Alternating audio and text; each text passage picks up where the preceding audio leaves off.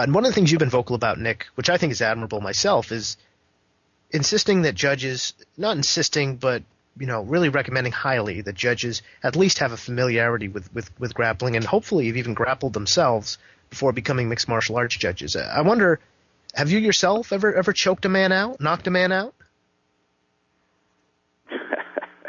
Yeah, I've trained for years. I'm an old man now. I just watch now. But I've had my share of fun and games. But I think it's very important because you have somebody that you're judging there that's put 8 weeks of their life on hold. Training, dedicating their entire life. They have a lot of financial incentives, whether they win or lose. Sponsorship money, future opportunities. And I just think you have to have a full background understanding of what's going on, and that's why further, not only with the pro rules, but in 2005, we developed an amateur program that we completely oversee, and basically, you have to get everybody starts as an inspector, and then you work your way up to a shadow judge, where you're the fourth judge, and the referee collects your scores like the other judges, but your scores don't count.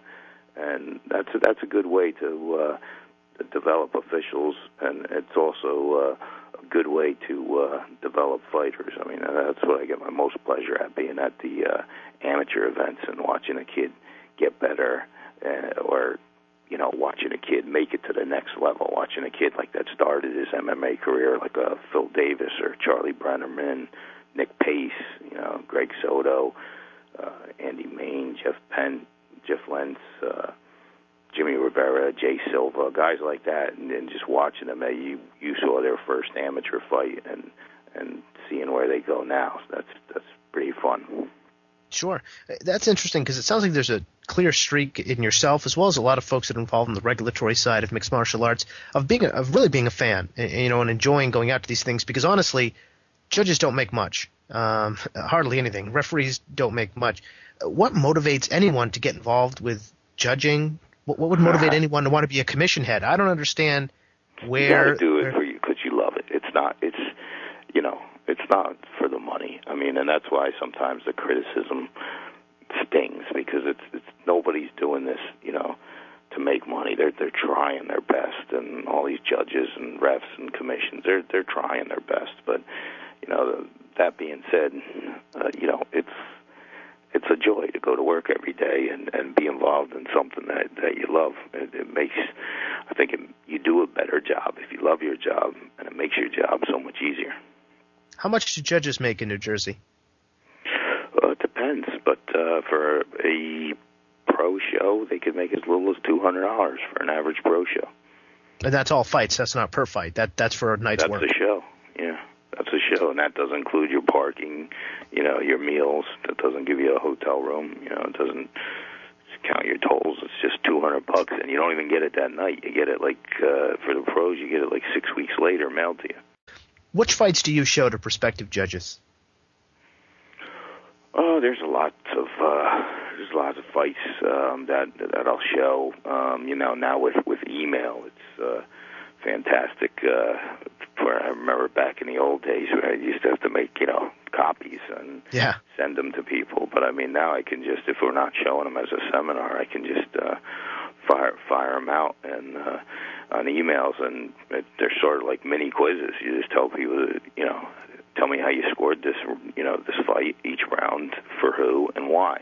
And they never know where I'm going with it, because sometimes I'll pick, a fight that's 30-27 all one way, and I completely agree with it. And sometimes it's a fight that was split one way, and and I have an opinion, and then afterwards I send out what my thoughts were, and here were some thoughts for some other judges, and we usually have discussions on it. And that's why I think you need to have a background. And we have two big shows coming up, Strike Force and UFC. Unfortunately, Jeff Blatnick is not available. He's got NCAA wrestling commitments, or he would have been on there. But every other judge that's going to be assigned to those shows, obviously a referee, that goes without saying, but every judge on there, I mean, you could look up their backgrounds for yourself. I mean, you could, Google them and find out. They either have fighting backgrounds or they're, long-time trainers. They all have experience. Have you ever straight flunked a guy because he just scored a fight horribly in that testing phase? Yeah, I mean, all the time. I mean, it's so you got to work your way up. You start off. You have your first two assignments, or first you have to come to a seminar when we have an opening. Then after that, your first two are as a shadow inspector where you don't get paid. Then you have to be an inspector. You could be an inspector for 2 years, 5 years before you get your shot to be a shadow judge.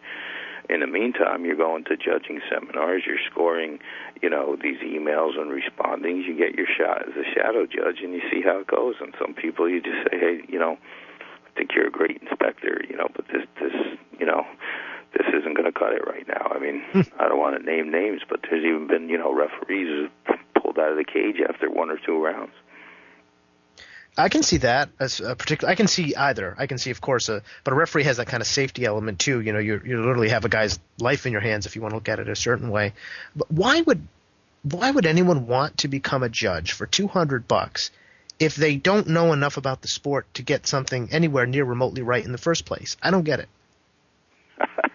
Well, I don't think this is something else that's in the back of my mind a lot of times. I don't think they're trying to get it wrong, and they have a good background, but sometimes a 24-foot cage could be a big cage, and where your seat is, I mean, I'm sitting there cage side sometime. I got just as good a seat as anybody, and Big Dan gets in between the fighters. I can't even see the fighters, and it's like on TV, you got the perfect angles for everything, and sometimes one thing, a judge not supposed to score what he doesn't see. So sometimes when there's things across the cage, you can't see, how close is he? How near is that submission? Where exactly are those punches landing? So sometimes, the judges don't have the best angle, and that concerns me. I can see that, but I'm talking more, Nick, about the judges who flunk the YouTube tests, the links, just watching the videos, and they don't get it right. Why would you want to be an MMA judge if you can't get that right in the first place?